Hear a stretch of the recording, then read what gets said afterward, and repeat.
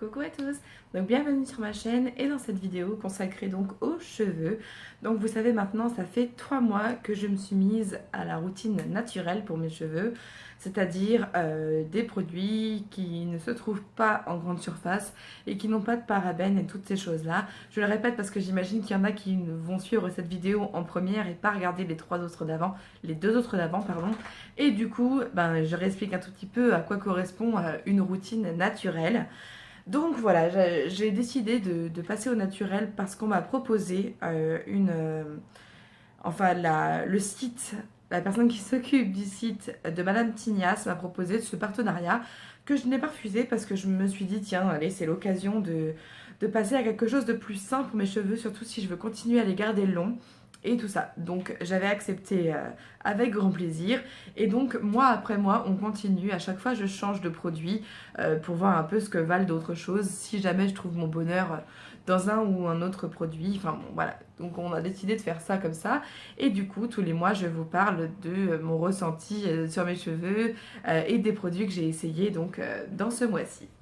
Donc déjà, je voulais vous dire que je suis super fière de moi parce que je suis arrivée vraiment maintenant à ne plus vouloir d'autres produits que ceux que j'utilise et du coup je trouve ça bien parce que ça veut dire que j'ai dépassé le stade un peu du commercial qui fait qu'on a envie d'acheter les produits juste parce qu'ils sont jolis ou parce qu'ils sentent bons, etc., ou parce que la pub nous fait envie et tout ça.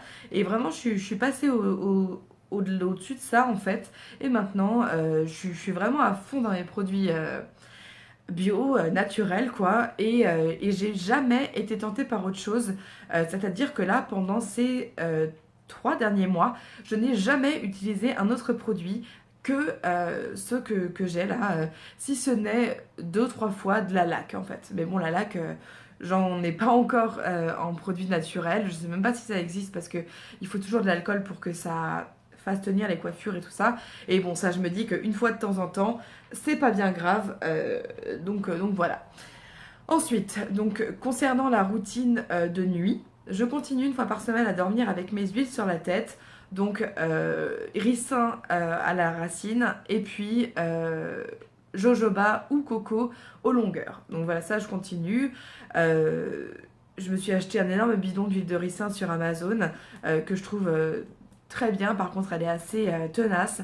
Alors c'est vrai que du coup, je fais 2 3 shampoings pour l'enlever. Mais bon, ça fait partie du truc aussi. Je veux dire, si c'était si simple, je crois que tout le monde serait sur du naturel. Donc c'est vraiment un truc où on a conscience des efforts qu'on fait quand on utilise donc des produits naturels. Et je trouve ça pas plus mal. Donc voilà. Et pour les produits que j'ai testés ce mois-ci, donc concernant le shampoing, le voici. Donc c'est comme un petit galet, c'est un shampoing solide qui s'utilise comme un savon, en fait, comme un pain de savon. Vous le faites mousser, vous prenez de la matière en fait dans vos mains et vous massez votre cuir chevelu avec. Vous faites les longueurs aussi si vous avez mis des huiles, par exemple comme moi ce matin. Vous passez bien sur les longueurs aussi, histoire de tout enlever. Moi j'adore ce principe de shampoing solide, je sais pas, je trouve ça génial et assez ludique. Pourquoi on utiliserait le savon en, en pain en fait et pas le shampoing? Donc voilà, moi j'adore ça. Et d'ailleurs, je me suis acheté de quoi fabriquer mon propre shampoing solide et donc je le fabriquerai sûrement dimanche. Quand j'aurai un petit peu de temps devant moi. C'est très simple. J'avais vu moi la vidéo d'une youtubeuse que je suis qui fait ça. Enfin, parce que une de mes abonnées, d'ailleurs, peut-être que tu me regarderas, merci encore, m'avait envoyé vers une de ses vidéos, celle où on crée son shampoing. Elle m'avait dit, tu verras, c'est pas compliqué. Et effectivement, j'ai reçu aujourd'hui la dernière chose qui me manquait pour le fabriquer. Sinon, je l'aurais déjà fabriqué la semaine dernière si j'avais pu. Et j'ai vraiment hâte d'utiliser mon propre shampoing. On verra ce que ça donne. Quoi qu'il arrive, je continuerai à alterner parce que celui-là, je le trouve très bien aussi. Ce qui change en fait dans les savons comme celui-ci, il va ressembler à celui que j'ai fabriqué. Ce qui change, c'est les huiles essentielles qu'on met en fait, qui sont le parfum qu'on va donner à notre shampoing.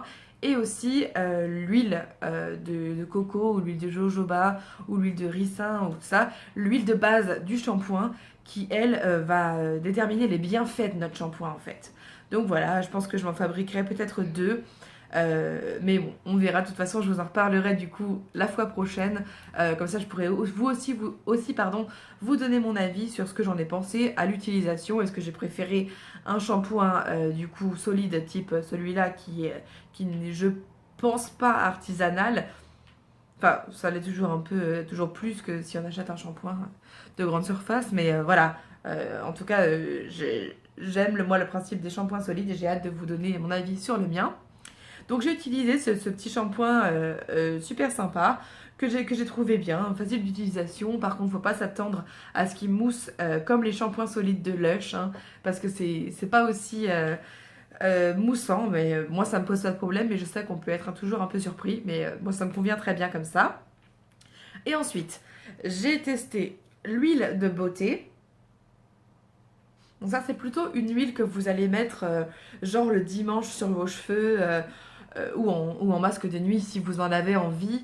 Parce qu'elle est très très grasse en fait. Il faut pas en mettre beaucoup, mais même pas beaucoup. Moi, sur les cheveux fins comme les miens, ça fait quand même trop. Donc moi, je l'utilise comme quand je reste chez moi et que je sais que je me relave les cheveux le lendemain. Je l'utilise donc sur mes longueurs. Et donc ils disent, elle est régénérante. Chanvre et calendula, ce sont les parfums.